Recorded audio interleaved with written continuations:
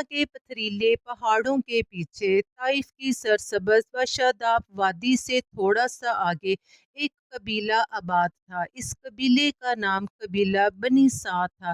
عرب کا یہ قدیم قبیلہ اپنی بول چال، حکمت اور میٹھی زبان کی وجہ سے حجاز یعنی کہ عرب میں بڑی شہرت رکھتا تھا۔ روسائے مکہ اپنے بچوں کو خالص عربی زبان سیکھنے کے لیے ان کے پاس اپنے بچوں کو بھیجتے تھے۔ اس قبیلے کی خواتین بچوں کو دودھ پلانے کا کام بھی اجرت پر کرتی تھی۔ اس طرح بچوں کی ذہنی و جسمانی نشوونما کے لیے اس قبیلے کی خواتین کا مکہ میں ایک خاص مقام تھا۔ اس قبیلے کی خواتین سال میں 2 دفعہ مکہ کا رخ کرتی اور بچوں کو لے کر آتی۔ ان کو اس کام کی مناسب اجرت دی جاتی جس سے ان کی گزر بسر بڑی اچھی ہو جاتی تھی۔ انہی خواتین میں سے ایک معزز مکرم خاتون حلیمہ سعدیہ بھی تھی، جن کو اللہ تعالیٰ نے نبی پاک صلی اللہ علیہ وآلہ وسلم کی رضائی ماں کے منصب پر فائز کیا۔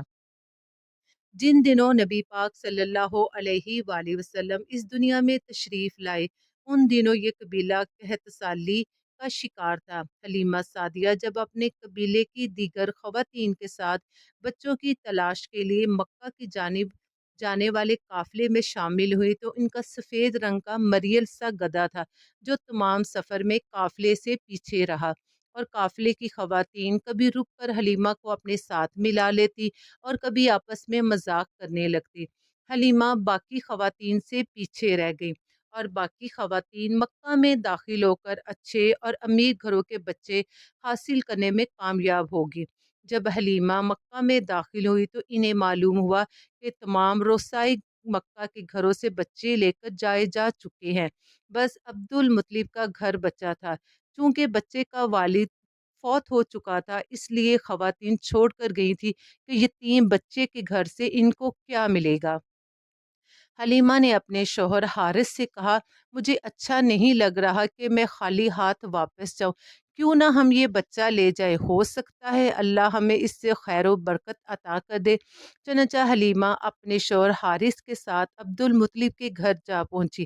آمنہ اور عبد المطلب نے بڑی خوش دلی سے ان کا استقبال کیا، اور جب آمنہ نے حلیمہ سعدیہ کے حوالے بچہ کیا تو حلیمہ بچے کا حسن و جمال دیکھ کر حیران رہ گئی اور بے اختیار بچے کی پیشانی پر پیار کیا۔ حلیمہ نے جیسے ہی بچے کی پیشانی پر پیار کیا تو نبی پاک صلی اللہ علیہ وآلہ وسلم نے آنکھیں کھول دی اور مسکرا کر ان کی طرف دیکھا۔ حلیمہ سعدیہ فرماتی ہیں کہ میں نے دیکھا کہ ایک نور ان کی آنکھوں سے نکلا اور آسمان تک پہنچ گیا۔ پھر میں نے محمد کو گود میں لے لیا اور قافلے میں آ کر آپ کو دودھ پلانے کے لیے گود میں لٹایا تو آپ نے دائیں طرف سے دودھ پینا شروع کر دیا جبکہ بائیں طرف کا دودھ چھوڑ دیا، اور جب تک آپ میرے پاس رہے آپ کی یہ عادت رہی کہ آپ صرف دائیں طرف کا دودھ پیتے تھے، بائیں طرف کا اپنے دوسرے بہن بھائیوں کے لیے چھوڑ دیتے تھے۔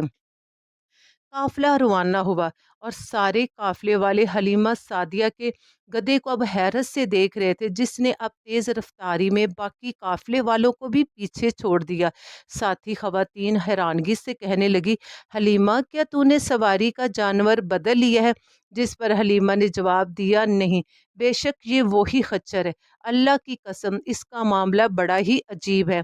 قافلہ بنو سعد واپس پہنچ گیا۔ یہ علاقہ ان دنوں خشک سالی کا شکار تھا۔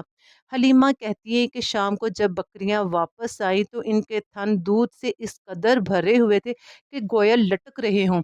بکریوں کے دودھ سے گھر کے تمام برتن بھر گئے مگر تھن دودھ سے ویسے ہی بھرے رہے۔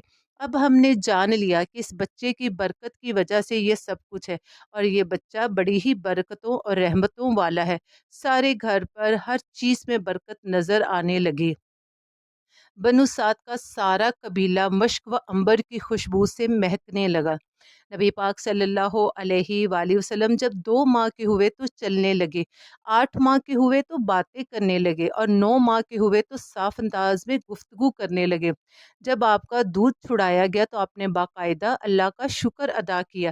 حلیمہ سعدیہ کہتی ہیں کہ 2 سال کے بعد ہم محمد کو آپ کی والدہ آمنہ کے پاس لے آئے، کیونکہ اس عمر کے بچوں کو ماں باپ کے حوالے کر دیا جاتا تھا۔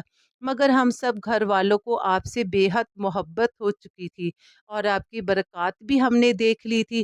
جس پر میں نے بی بی آمنہ سے کہا کہ آج کل مکہ میں وبا پھیلی ہوئی ہے، مجھے ڈر ہے کہ آپ کو کوئی بیماری لاحق نہ ہو جائے۔ جب ہم نے زیادہ اصرار کیا تو عبد المطلب اور آمنہ نے دوبارہ محمد کو ہمیں ساتھ لے جانے کی اجازت دے دی۔ جب نبی پاک صلی اللہ علیہ وآلہ وسلم تھوڑے بڑے ہو گئے تو آپ اپنے رضائی بہن بھائیوں کے ساتھ بکریاں چرانے کے لیے باہر جانے لگے۔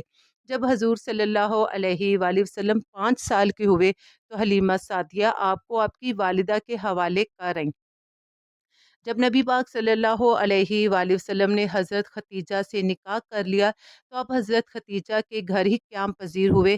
تو ایک دن حلیمہ سعدیہ حضور صلی اللہ علیہ وآلہ وسلم کو ملنے آئی۔ حضور صلی اللہ علیہ وآلہ وسلم نے بڑی محبت و خوش دلی سے حلیمہ سعدیہ کا استقبال کیا اور حضرت ختیجہ سے بھی ملوایا۔ حلیمہ سعدیہ کی حالت ان دنوں بڑی خستہ تھی، خشک سالی کی وجہ سے ان کے حالات بڑے خراب تھے، جس پر حضرت ختیجہ نے حلیمہ سعدیہ کو 40 بکریاں اور ایک اونٹ سامان و خرد و نوش سے بھرا ہوا دیا اور پھر بڑی عزت اور احترام سے رخصت کیا۔ اعلان نبوت کے بعد ایک دفعہ حارث مکہ آئے تو کفار نے حارث کو کہا کہ حارث، تم نے کچھ سنا ہے کہ تمہارا بیٹا محمد ہمارے خداؤں کے بارے میں بڑی عجیب عجیب باتیں کر رہا ہے؟ جس پر حارث نے کہا مجھے تو نہیں معلوم۔ پھر حارث نبی پاک صلی اللہ علیہ وآلہ وسلم سے ملنے کے لیے آئے تو پوچھا۔ آپ صلی اللہ علیہ وآلہ وسلم نے فرمایا میں جو کہہ رہا ہوں وہ حق ہے، وہ سچ ہے، اور ایک دن یہ حق اور سچ ساری دنیا پر چھا جائے گا۔ اعلان نبوت کے بعد بھی جب حلیمہ سعدیہ یا آپ کے رضائی بہن بھائی آتے تو نبی پاک صلی اللہ علیہ وآلہ وسلم بڑی محبت اور احترام سے پیش آتے اور ان کی خوب خاطر مدارت کرتے۔ ملتے ہیں کل۔